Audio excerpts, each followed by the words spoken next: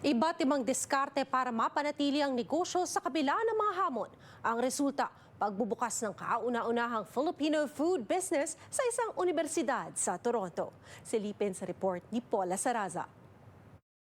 Ayon sa pinakahuling datos ng Statistics Canada, 1/5 ng mga negosyo ang nagbago ng marketing practices para maiangat ang Canadian products at mas mapalago ang kanilang sales. Nakita rin ang lumalaking kumpiyansa ng mga small business owner pagdating sa negosyo, tulad ng Bao Mama Filipino Food Business na kabubukas lamang ng permanenteng lokasyon dito sa University of Toronto, Scarborough.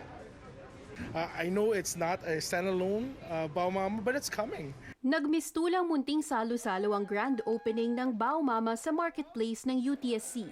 Sinalubong ito ng mahabang pila ng mga estudyante sa campus at isang pagtatanghal mula sa Pintados Filipino Martial Arts.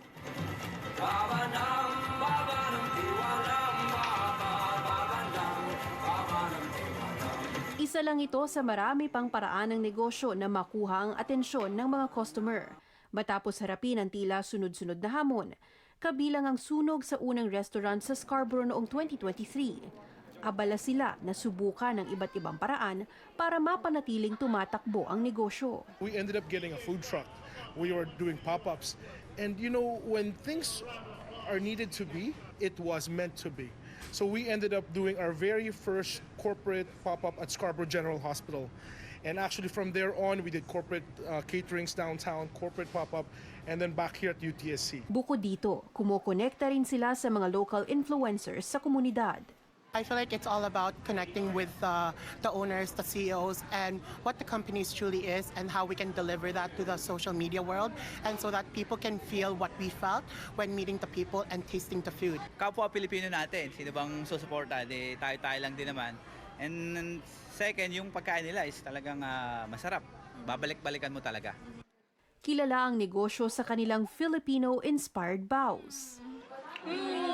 It's really, really good. The chicken is crunchy. I never expected a Philo like restaurant or like shop to be here in Scarborough, Loki. So yeah, I'm glad it's here. This is my last semester. I was craving Filipino food, especially in late night study sessions. So I'm happy that they're here to serve us wonderful baos and also their amazing sinigang fries.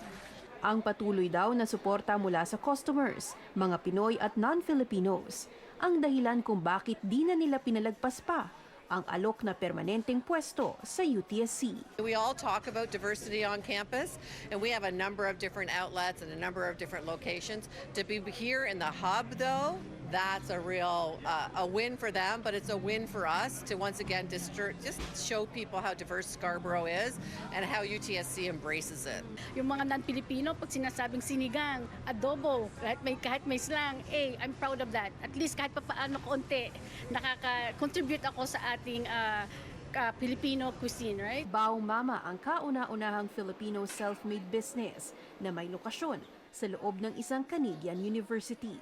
Paula Saraza, Omni News, Toronto.